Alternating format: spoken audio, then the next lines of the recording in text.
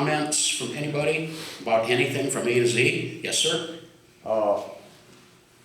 My car, I bought a new 65 GTO at 19, still got it, original owner. But we didn't have a title law in Alabama until 1973. So as far as going through Mecum, I would still have to go to the state to get an assigned title. Would that be what I'd have to have? Not necessarily. Okay, great question. And there's a handful of states on older vehicles that didn't have a title. Typically, they would consider a registration card to be the legal document for the transfer of what we might refer to as a title. And I would just say that our team back home that I mentioned, they're familiar with those situations, and normally we can enter those cars with just the registration and not a title. Specifically, you said it was Arkansas, Alabama? Alabama. Again, we've got procedures for that. We can sell a car on what we call a bill of sale, which probably would be the way to transfer a car like that. And that bill of sale from us would be recognized by the next state where a title would be issued. More than likely, you would not need a title issued from your state. And the good news is you can still consign and sell the car. We don't have any problems with non-titled cars from non-titled states. No problems at all. And we actually run into that a lot more common than you might think. Anybody else? Yes, sir. He's doing the auction, all right, and guy drops the reserve, and Yep. the heat of everything, and does his percentage rate go down to 6% instead of 10 at that point? In other words, his fee, or what he gets from you guys? Nice try. No, it doesn't work that way. To get the discounted sell percentage of 6%, it has to have been entered and promoted and advertised as no reserve. Now that I've said that, and we're among friends here, right? And plenty of you folks watch the show, which is very transparent. I mean, I cringe when I see the guys up there making deals, one right after another up on the block, and I see some nodding heads and some smiles. You know where I'm headed.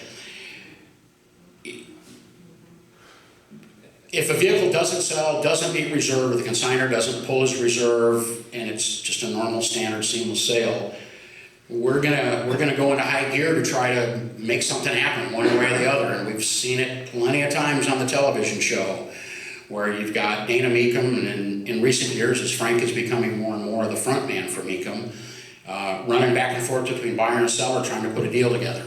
And that same thing would apply. I'm glad you asked that question, because the same thing would apply once the vehicle goes over to bid goes on. So let's say the vehicle does not sell on the block. It simply does not sell. A sticker gets put in the window. There's that girl, usually sometimes a guy, usually it's a girl, at the end of the block. I call it a sticker girl. That's an unofficial term. But they put a sticker in the window that says, this vehicle is still for sale, the high bid was X, whatever the dollar amount was. If you're interested in advancing bids on this car, go see the guys at the bid goes on desk. And that's what it says. But here's what the bid goes on guys will have at that point. So we use the example of a $50,000 car. $50,000 car, the bid's $42,000. The seller says, I gotta have $45,000 for it, or I'm not selling it. So the bid goes on at $42,000, right? But we know, because we heard him say it, that he'll take $45,000 for it. That's what we refer to as a will take, by the way. That's called a will take, 2 words. That information goes on a piece of paper. If that seller has stated a will take, that goes on a piece of paper up to the block, and that gets shot over into the computers after the bid goes on. So a buyer comes up 10 minutes later, an hour later, the next day, 2 days later, doesn't matter. Buyer comes up and says, I'm interested in this car. The high bid was 42. What's it going to take to buy it? The bid goes on, rep will look it up in the computer and say, the reserve was 50, he'll take 45. So the potential buyer's got 2 choices at that point. He can say, I'll take it at 45. But more likely he's going to do one, he's going to make an offer. He'll say, will he take $43,000 for it? Will you pay $43 if he'll take it? Yes. Bid goes on, gets on the phone, calls the guy, hey, I got somebody at $43,000 on your car, you wanna take it? He can say yes, or he can come back with 44 or whatever, or say, no, I'm firm at 45, I'm taking it home, or whatever the case is. But that's the evolution of the way that the bidding works, and then we talk about fees. At that point, the entire fee structure, both from a buy side and a sell side, everything gets muddy, and we typically will start talking about net numbers at that point. Now, Mecum has to make something on these deals. I mean, it's only fair in the business world that we're making something for our efforts. But generally speaking, a buyer is going to get a different deal, and a seller is going to get a different deal too, once the vehicle the bid goes on and it's off the block. At that point, you're almost starting over on all of the pricing rules and fees to the company. And as I said earlier, I think worth mentioning again, about 10% of all the vehicles we sell are sold via bid goes on. And what's interesting to note is those sales will go into our computer system at the time of the actual bid goes on deal being done, and we add those bid goes on sales to the totals when we publish the press release that I talked about. Example is if you're watching the auction, you're saying, wow, it looks like only, let's say you're keeping track of it, and there's 60% of the cars are being sold, let's just say. Wow, they only sold 60%, but yet when the press release comes out, we're at 70%. That's because the bid goes on, cars have been added to that. While I'm talking about that, I want to do a pitch for what we call My Mecum. It's free. If you go to Mecum.com, sign up to be a My Mecum member, it will allow you access into the backside of the website, including all the results, and that would be either the high sale, or the actual sale amount, or the high bid on a bid goes on car. It gives you access to that. It's free. All you need to do is put your email address in it. And I use it every day, literally. And feedback I've gotten from many of you folks is from looking at comparable sales to compare, if you're either looking to buy or sell, it doesn't matter. For comparable sales, there probably is no easier to use and better resource for tapping into what's really happening, not just a price guide, but what's happening and when, based on the auction, the date of the auction, of what vehicles of similar types might be bringing. So I would invite everybody, if you're not already a member of My Mecum, just go to Mecum.com and follow the prompts. It's easy to do, and I will tell you, that resource to look up the results, it's a matter of a few moments. There's a drop-down screen or two that you click on, and the information pops up instantly. By the way, GTOs, and this is available at the website, just put in GTO in the search engine. In the last 12 years, our records go back 12 years, about 3,000 GTOs across the Mecum auction block. I'm going to stick my neck out and say that's probably more than any other auction company has done. I don't have any data to support that, but I don't know who else would be out there that would have done more than that. Anybody else? Okay, down the back then, you sir? We haven't mentioned transportation. How early does the car arrive to be sold, and what's the timeline once it's sold? Yeah, when to get the car there. Step one is to know when we first start accepting vehicles, because each venue is going to be different based on venue availability. Some venues, the timing is really tight, where they're finishing up an event the week before and they're starting up an event the week after us. So we have a really short window to get cars in and then to get cars picked up to go out. Some venues, we have a longer period. So step one to that is you find out when is the first day of check-in available. Doesn't necessarily mean you have to be there the first day, but just like entering a vehicle as early as possible, you want to get the vehicle there and checked in for obvious reasons. Buyers are going to be there as soon as we open. They're going to be looking at lots of interest, and just as importantly, people will be walking around, they'll be looking at cars, they'll see a car there, and they'll go, wow, oh, a black 70 GTO. Hey, my buddy had one in high school. He told me, keep an eye out for a black 70 GTO. Hey, Frank, this is Joe. I'm at Mecum. Well, guess what? They have a 70 black GTO or whatever. So you want to get it there as early, literally as early as possible, for all the reasons. Again, maximum exposure, and there's always a rush as early entry and registration to get your car checked in, the check-in procedure.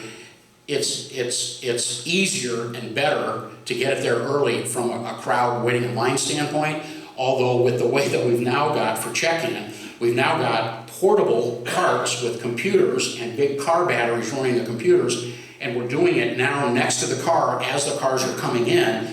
We've already got the title, we've already got the VIN. They're still gonna look at that, because just because we have a copy of a VIN on a car and we have a title, doesn't necessarily mean all of that's gonna match the actual vehicle that just showed up at our auction. So we do have to still verify that, but we don't have to study it nearly as close as we used to do in the past. So we've got that process streamlined, but again, get it in early, get it there. Once it arrives on site, it's the auction staff's responsibility to get it moved and staged in its assigned parking area.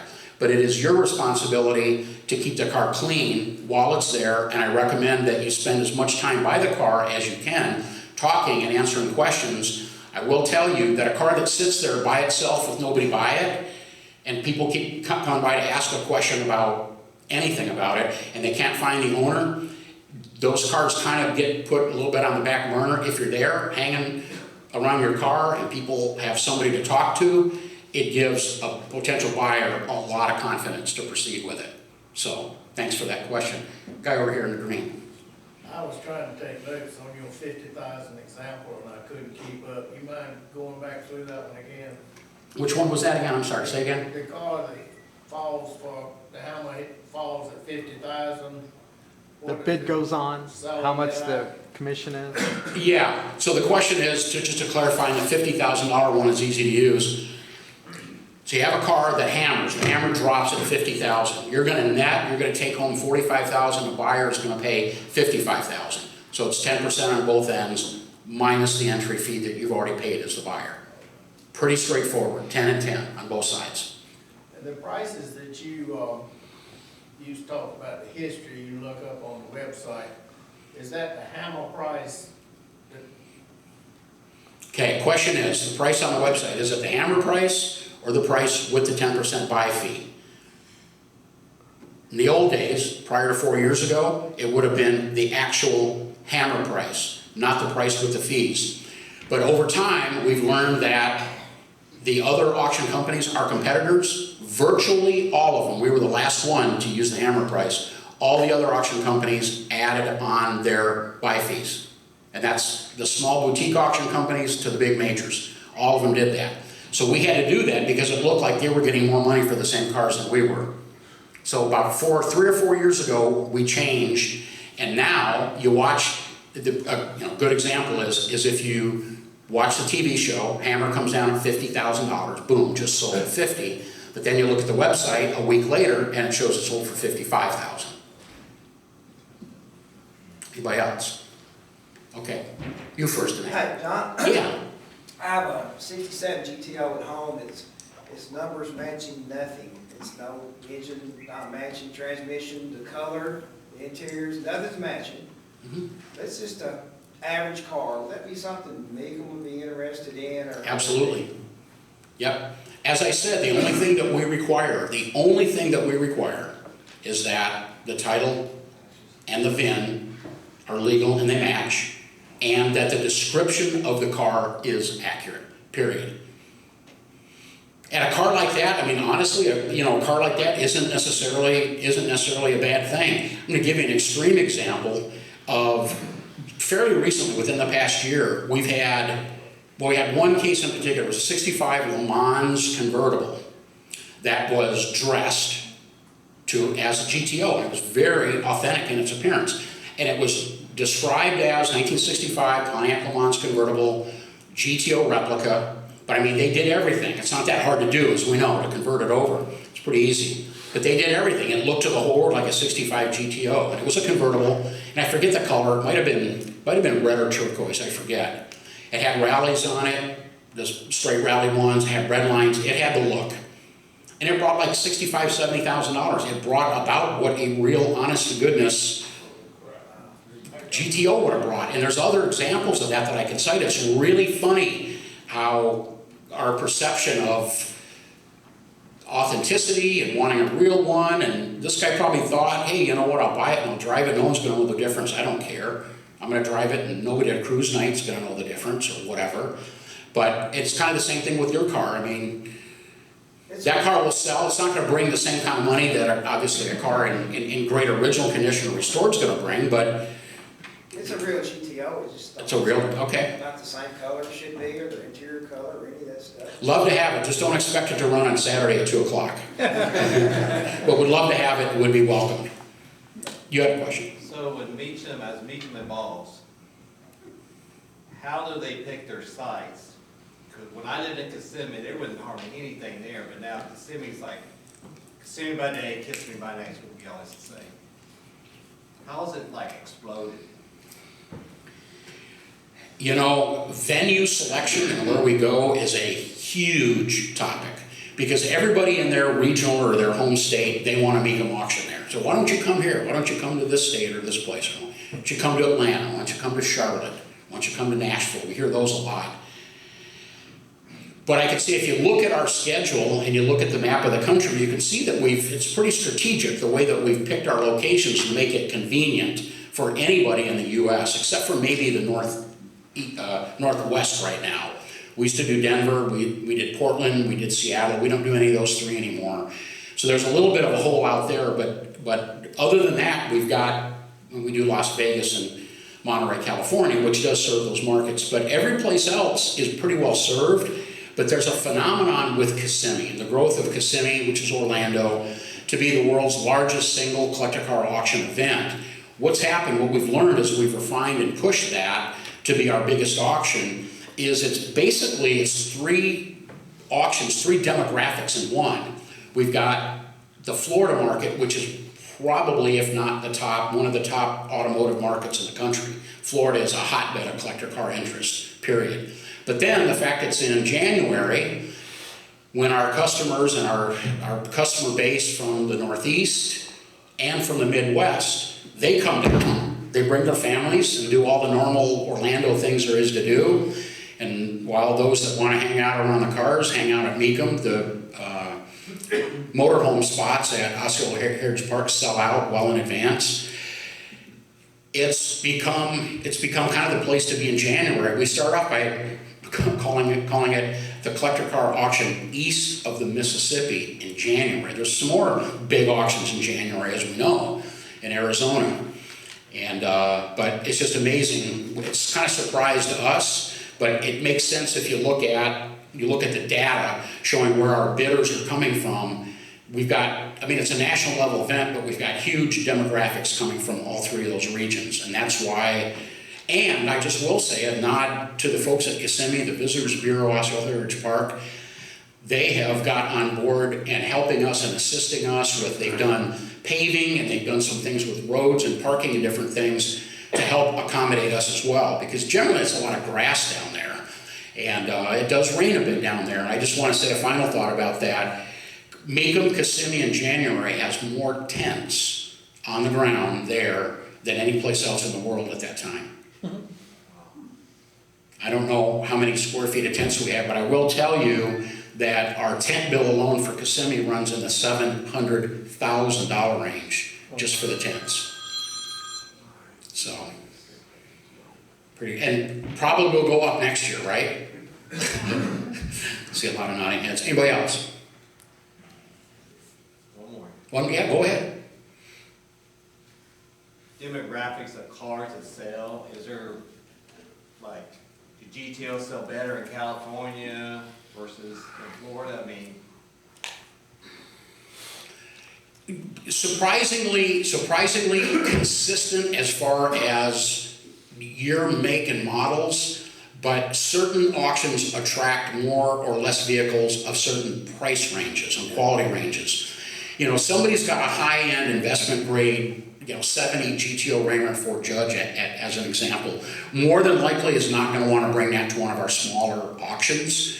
They're gonna want to go to one of the biggies, which I'll define as what our big ones are. Obviously Kissimmee, our Indy auction, our Monterey, California auction is small in car count at around 600, but that's got our highest per car average sale price of any of the auction we do at about $125,000. That's over double of any other auction, but it's only 600 cars and it's a lot of European cars. And an auction that's coming on really strong in September is our Dallas auction, Dallas, Texas. So if somebody calls and says, hey, I've got a car, 70 Ram Air 4 GTO, as an example, Judge, even better, they're gonna say, where do you know, I'm not in a rush, I can take it anywhere, where would you go for best results? We're gonna recommend one of those big national level events. If somebody's got just a regular 70 GTO with just a standard 400, that's a, I don't know, $50,000 car, say, that car would probably do equally well and would be welcome at any of our auctions, particularly if it's entered in early enough, particularly with that. So really, other than our Monterey, California auction, which is very heavy in European cars, where we'll have more, I have to say, we'll have more Ferraris and Porsches there than Camaros and Mustangs. That's the only auction that's like that. All the other auctions are pretty consistent other than the dollar value. And it's not that a car's gonna bring more money at one versus the other. It's that cars of higher stature are gonna gravitate more towards our higher profile auctions. And I just wanna say, it may surprise some of you that, I'm gonna tell you because I have the data, our top 4 sellers at a Mecum auction, the top 4 make and model. Number 1, by a long shot, at about 10%, Corvettes, number 1.